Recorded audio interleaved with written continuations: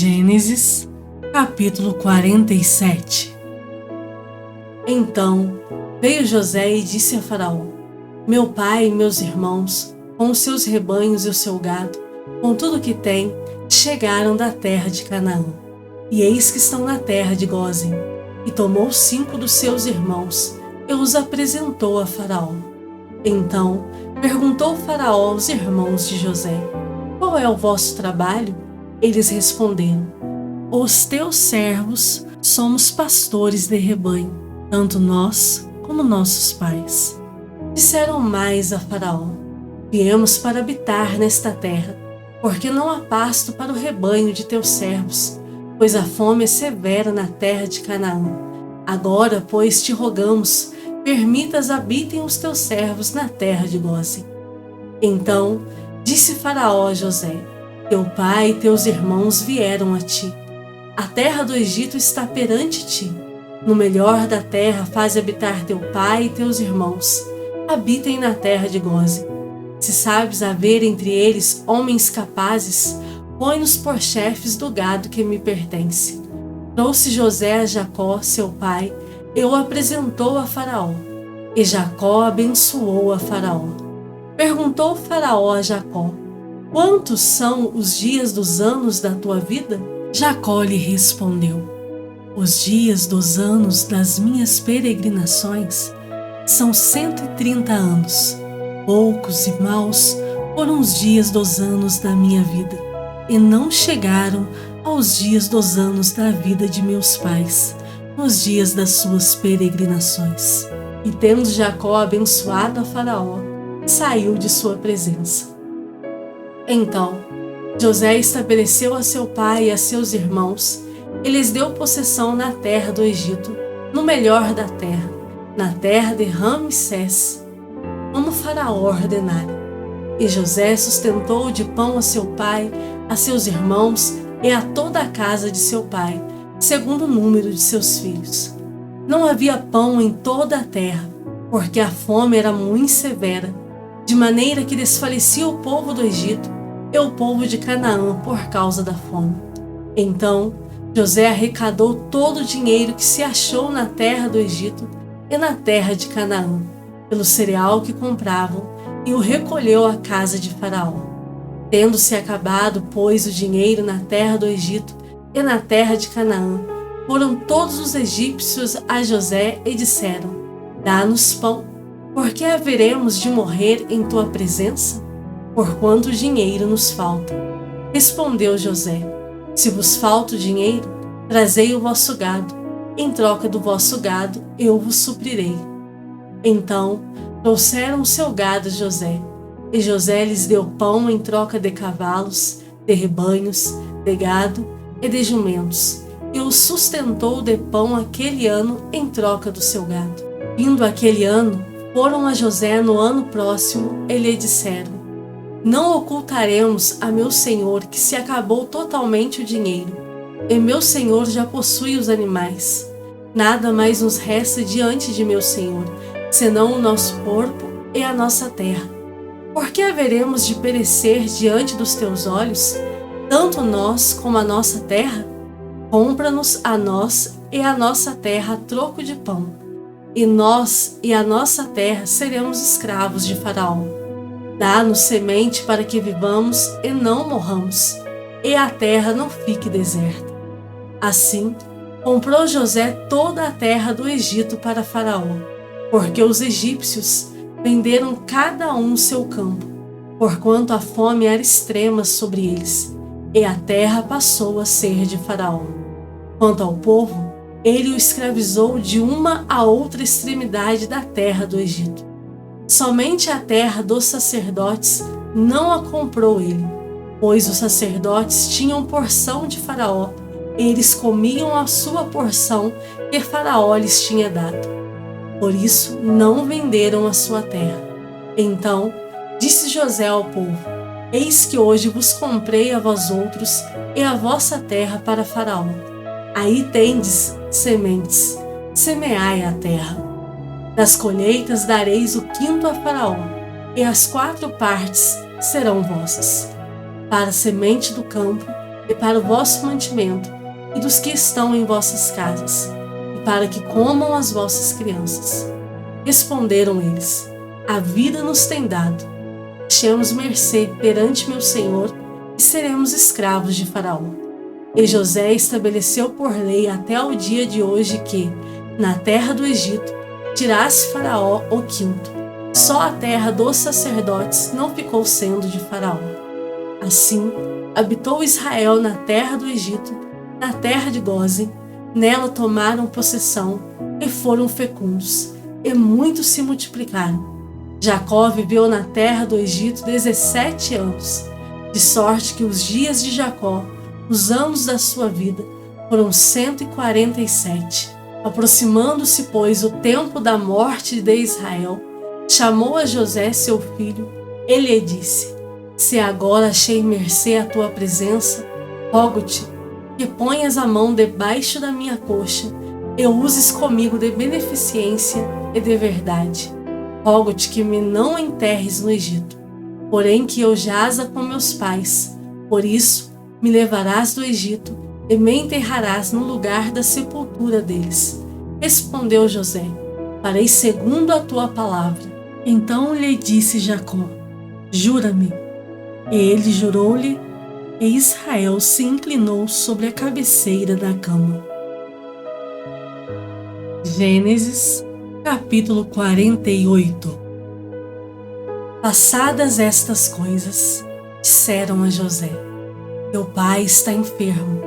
Então José tomou consigo a seus 2 filhos, Manassés e Efraim, e avisaram a Jacó: eis que José, teu filho, vem ter contigo. Esforçou-se Israel e se assentou no leito. Disse Jacó a José: o Deus Todo-Poderoso me apareceu em luz na terra de Canaã e me abençoou e me disse: eis que te farei fecundo e te multiplicarei e te tornarei multidão de povos, e à tua descendência darei esta terra em possessão perpétua. Agora, pois, os teus 2 filhos, que te nasceram na terra do Egito, antes que eu viesse a ti no Egito, são meus. Efraim e Manassés serão meus, como Ruben e Simeão. Mas a tua descendência, que gerarás depois deles, será tua, segundo o nome de um de seus irmãos, serão chamados na sua herança. Vindo, pois, eu de Padã, me morreu, com pesar meu, Raquel na terra de Canaã, no caminho, havendo ainda pequena distância para chegar a Efrata. Sepultei-a ali, no caminho de Efrata, que é Belém. Tendo Israel visto os filhos de José, disse: quem são estes? Respondeu José a seu pai: são meus filhos, que Deus me deu aqui. Faze-os chegar a mim, disse ele, para que eu os abençoe. Os olhos de Israel já se tinham escurecido por causa da velhice, de modo que não podia ver bem. José, pois, fê-los chegar a ele, e ele os beijou e os abraçou. Então disse Israel a José: eu não cuidara ver o teu rosto, e eis que Deus me fez ver os teus filhos também.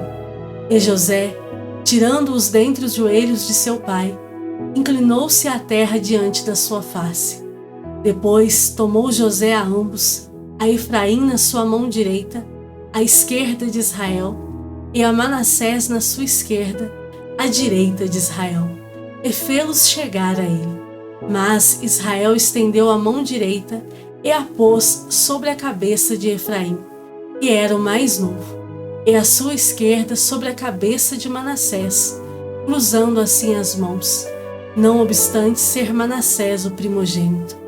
E abençoou a José, dizendo: o Deus em cuja presença andaram meus pais Abraão e Isaque, o Deus que me sustentou durante a minha vida até este dia, o anjo que me tem livrado de todo mal, abençoe estes rapazes. Seja neles chamado meu nome e o nome de meus pais Abraão e Isaque, e cresçam em multidão no meio da terra. Vendo José que seu pai pusera a mão direita sobre a cabeça de Efraim, foi-lhe isto desagradável, e tomou a mão de seu pai para mudar da cabeça de Efraim para a cabeça de Manassés. E disse José a seu pai: Não assim, meu pai, pois o primogênito é este. Põe a mão direita sobre a cabeça dele. Mas seu pai o recusou e disse: Eu sei, meu filho, eu o sei.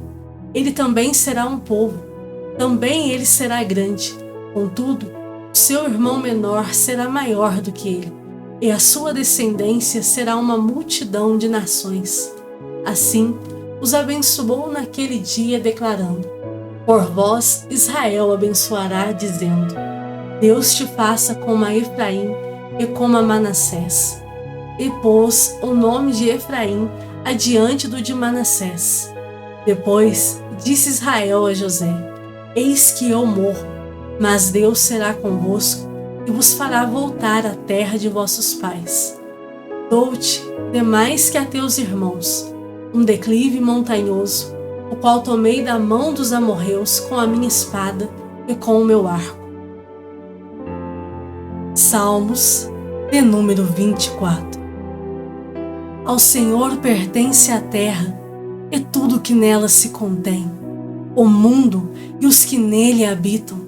Fundou a ele sobre os mares e sobre as correntes a estabeleceu. Quem subirá ao monte do Senhor? Quem há de permanecer no seu santo lugar? O que é limpo de mãos e puro de coração, que não entrega a sua alma à falsidade, nem jura dolosamente. Este obterá do Senhor a bênção e a justiça do Deus da sua salvação. Tal é a geração dos que o buscam, dos que buscam a face do Deus de Jacó. Levantai, ó portas, as vossas cabeças, levantai-vos, ó portais eternos, para que entre o Rei da Glória. Quem é o Rei da Glória? O Senhor, forte e poderoso, o Senhor, poderoso nas batalhas.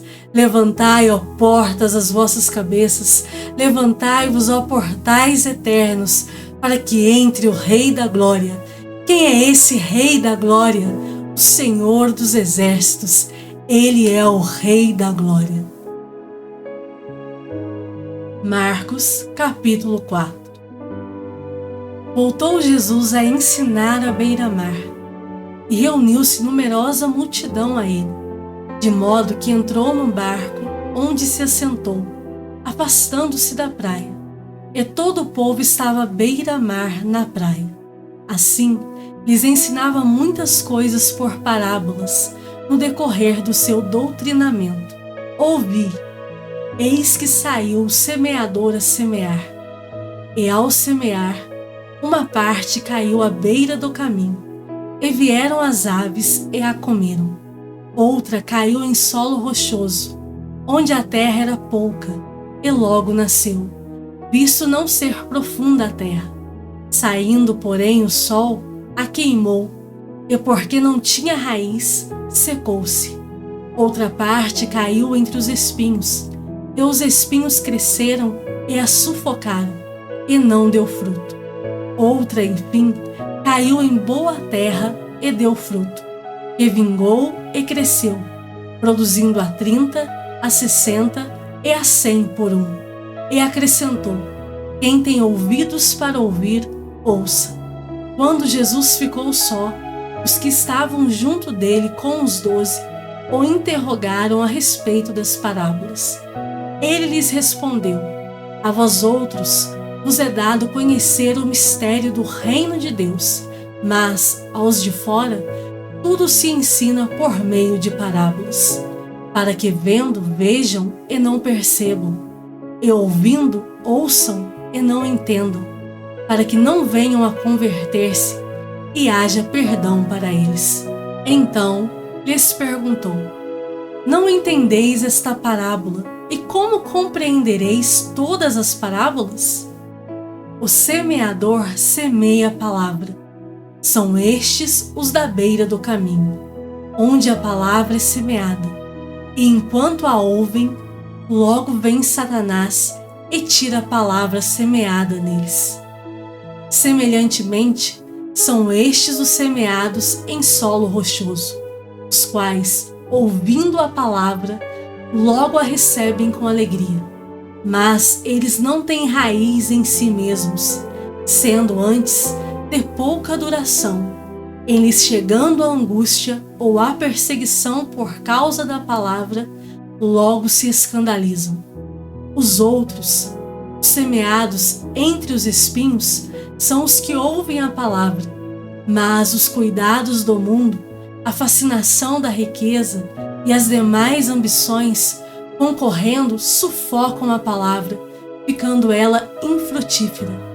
Os que foram semeados em boa terra são aqueles que ouvem a palavra e a recebem, frutificando a 30, a 60 e a 100 por um. Também lhes disse: vem porventura a candeia para ser posta debaixo do alqueire ou da cama? Não vem antes para ser colocada no velador? Pois nada está oculto, senão para ser manifesto, e nada se faz escondido, senão para ser revelado. Se alguém tem ouvidos para ouvir, ouça. Então lhes disse: atentai no que ouvis. Com a medida com que tiverdes medido, vos medirão também, e ainda se vos acrescentará. Pois ao que tem se lhe dará, e ao que não tem, até o que tem lhe será tirado. Disse ainda: o reino de Deus é assim, como se um homem lançasse a semente à terra. Depois dormisse e se levantasse, de noite e de dia, e a semente germinasse e crescesse, não sabendo ele como. A terra por si mesmo frutifica, primeiro a erva, depois a espiga, e por fim o grão cheio na espiga. E quando o fruto já está maduro, logo se lhe mete a foice, porque é chegada a ceifa. Disse mais: a que assemelharemos o reino de Deus? Ou com que parábola o apresentaremos? É como um grão de mostarda, que quando semeado é a menor de todas as sementes sobre a terra. Mas, uma vez semeada, cresce e se torna maior do que todas as hortaliças e deita grandes ramos, a ponto de as aves do céu poderem aninhar-se à sua sombra. E com muitas parábolas semelhantes lhe expunha a palavra, conforme o permitia a capacidade dos ouvintes. E sem parábolas não lhes falava, tudo, porém, explicava em particular aos seus próprios discípulos. Naquele dia, sendo já tarde, disse-lhes Jesus: passemos para outra margem. E eles, despedindo a multidão, o levaram assim como estava, no barco, e os outros barcos o seguiam. Ora, levantou-se grande temporal de vento, e as ondas se arremessavam contra o barco, de modo que o mesmo já estava a encher-se de água. E Jesus estava na popa, dormindo sobre o travesseiro. Eles o despertaram e lhe disseram: Mestre, não te importa que pereçamos?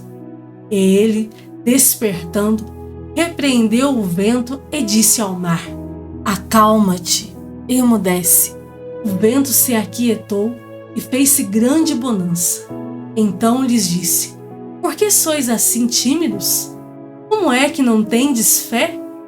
E eles, possuídos de grande temor, diziam uns aos outros: quem é este que até o vento e o mar lhe obedecem?